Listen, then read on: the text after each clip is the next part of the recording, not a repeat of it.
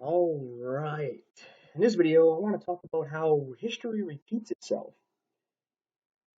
As we read here in Ecclesiastes chapter 1, verse 9, it says, "The thing that hath been, it is that which shall be, and that which is done is that which shall be done. And there is no new thing under the sun." So here we can see that the things that have happened, they are the things that are going to happen, as it says, which shall be. Not that it might be. No, it's saying the things that have are going to be in the future. It even says the things that are going on right now will go on in the future. Right? There's nothing new under the sun. Everything's just repeating.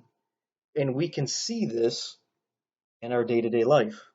Right? You get up in the morning, the sun comes up, you start your day, you go through your day, the sun goes down, you go to sleep, and the day-night cycle and your daily cycle happens over and over and over, and then your weekly cycle happens over and over and over. Your monthly cycle with the moon happens over and over and over, and then your yearly cycle with the sun and the seasons happens over and over. And then everything just repeating itself over and over and over and over and over, right? There's nothing new. So if you're paying attention, you'll know that, oh, the sun will eventually go down, it'll get dark, and then a little while later the sun will come back up, right? You can understand that there's a repeating process going on. So when we look at history, we can see that actually happening as well. And that is the actual point of me making this video, is I was finishing up Barry Oz' video. He gets a 3-part series that he's coming out with. He only has part 2 out right now, and I just finished it up. And at the end of it, he was talking about Jesus crucified in 30 AD, the destruction of Jerusalem and the temple in 70 AD, and bringing up YouTube user Rock Island Books calculations of the punishment, and if they still rebelled after the punishment, how it would be multiplied, how that leads to 2030. And then I was thinking about, hey, there was a guy also who popped up recently with a channel named by the username Messiah 2030, who was bringing up these videos about 2030 being this big deal. You might want to check out that video. So getting these collaborating witnesses, being able to calculate things from the scriptures pointing to 2030. And because of this, they're thinking, all right, well, 2030 being this big deal, well, 7 years before that, well, that's 2023. So I wanted to put some things together here for encouragement. And I'm going to check out some articles here talking about what happened in 70 AD concerning Israel. And we actually have a Catholic fellow here, has a website, and he has a brief article here talking about how what happened between 63 AD and 70 AD is a depiction of the time of Jacob's trouble, which a lot of people call the Great Tribulation, and how this is what's going to happen in the future. He can see it as a typology. And I find it weird that as a Catholic, he can see that Nero, the Roman pontiff, is the man 666, right? The beast. He says it here in his first paragraph. He can see that, and he sees that this is a typology. So if this thing's going to happen again to Israel, the Hebrews to the Jews, who is going to be the one that does it? Rome and the Roman pontiff. Yet he's a Catholic. That's weird, right? I find this weird because there's, just jumping off subject for a second here, there's this other Catholic I'll listen to now and then, go by the username VaticanCatholic.com, I believe is his YouTube username.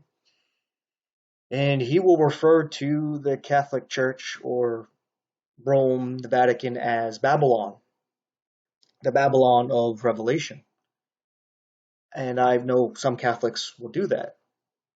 And I think it's just strange how they can see it, but they don't see it because in Revelation, when it talks about Babylon, it says, "Come out of her and be not partakers of her sins," yet they stay in it. So I find that weird and confusing, right? It's kind of like what we read here about Rome actually besieging Jerusalem in 73 AD after James, the bishop in Jerusalem, was martyred, right? And when we come over here to Luke chapter 21, Jesus tells the Christians, or anybody who will listen, to flee Jerusalem when this happens. So could you imagine if they decided not to listen? Well, they would have been destroyed in what happened to Israel in 70 AD, right? They'd have been like staying in Sodom when told to leave, or like Lot's wife, you turn back, right? Yet these Catholics, at least the ones that are calling the Vatican Babylon, aren't coming out when they're told to. So what do you expect is going to happen there? Anyway, in Luke 21, verse 20 through 24, Jesus says, "And when ye shall see Jerusalem compassed with armies," right, this happened in 63 AD, "then know that the desolation thereof is nigh.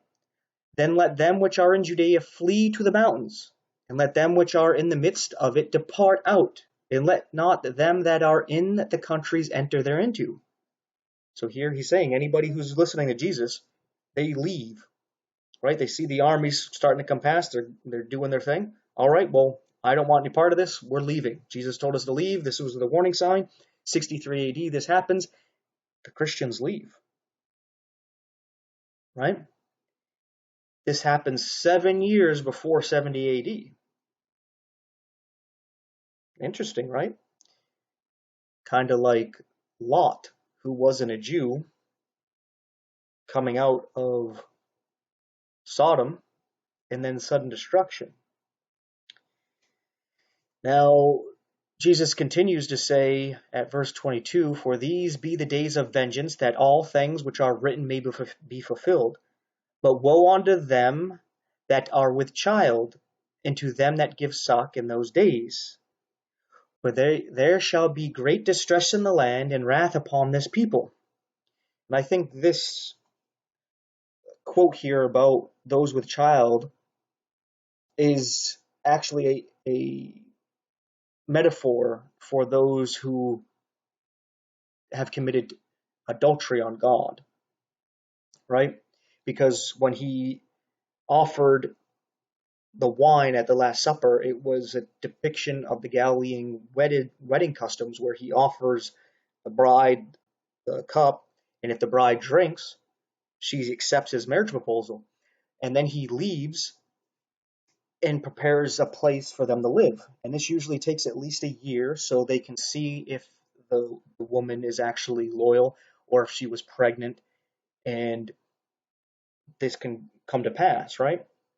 And they can see, hey, well, all right, well, we're not going to actually go through with this because it turns out you're pregnant, right? So you're not loyal and you've committed adultery. And that seems to be the depiction going on here.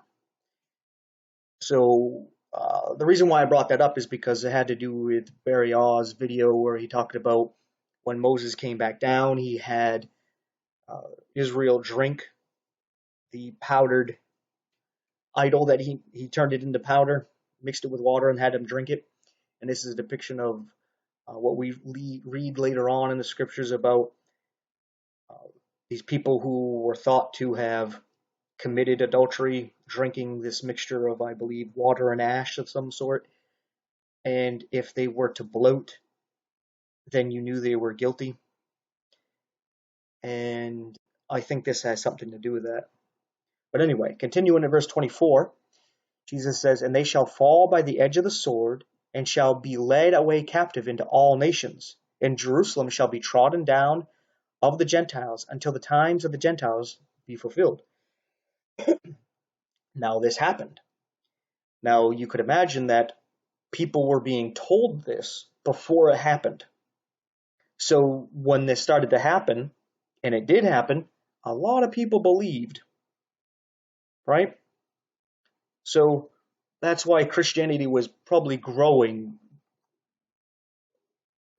pretty fast at this time, right? They knew that these prophecies happened long before this happened, and then they got to see it fulfilled in their lifetime.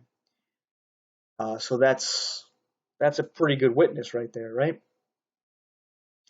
But what we see here is what actually happened, right? The Jews were scattered into the nations, but it's only until the times of the Gentiles be fulfilled, like we read in Romans 11, about when the times of the Gentiles are fulfilled and the times of the Gentiles have come in, that blindness is going to be lifted from Israel and they'll be grafted back in, and it'll be life from the dead.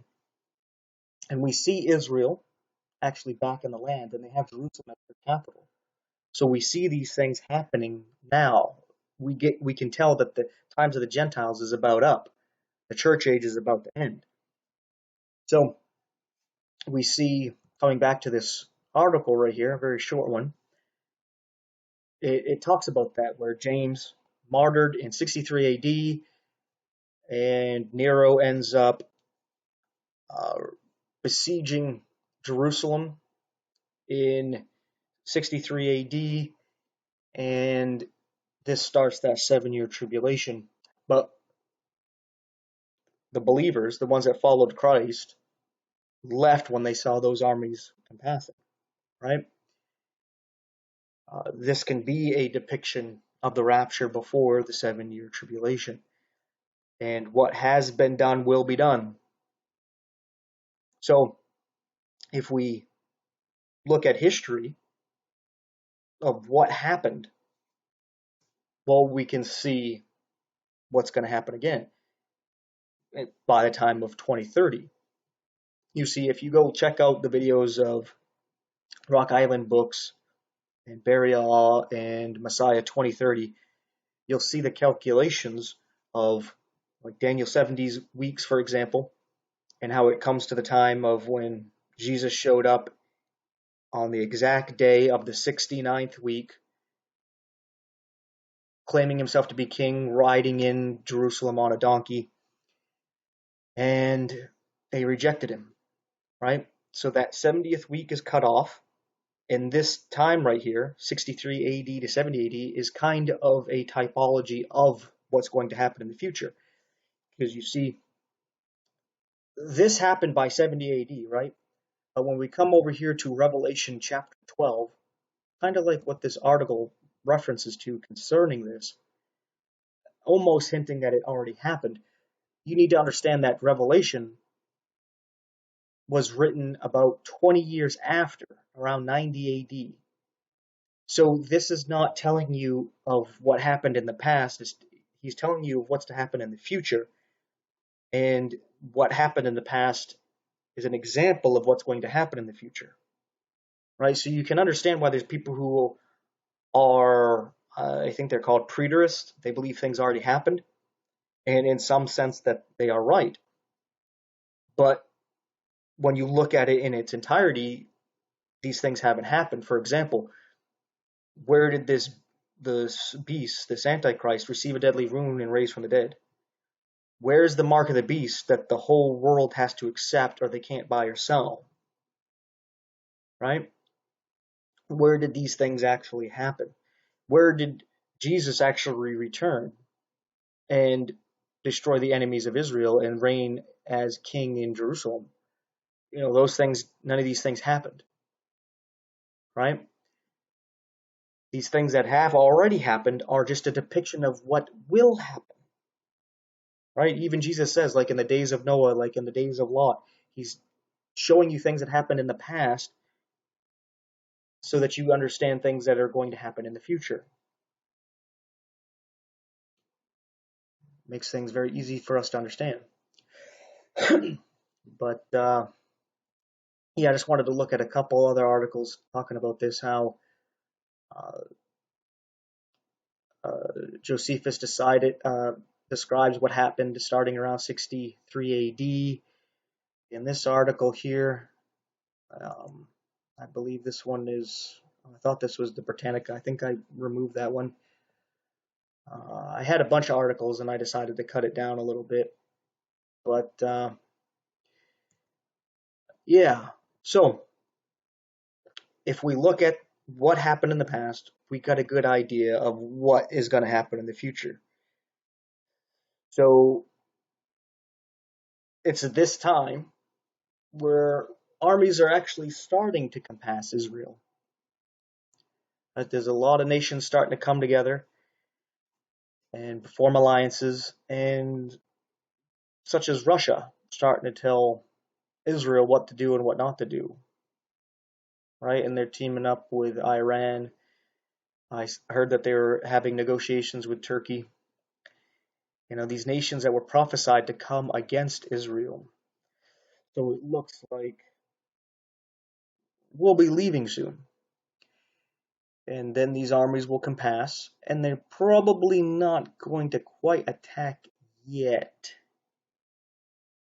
They're going to come and probably work out some kind of deal, just like what happened with Rome. Things, they were treated harshly, but they weren't quite attacked yet. As we can see, I think it's in this article. Let me scroll down a bit. It talks about how in about 66 AD, no, this is not the one. That's unfortunate. I think I might have closed that tab for that one. Maybe in this one here. Let me go up.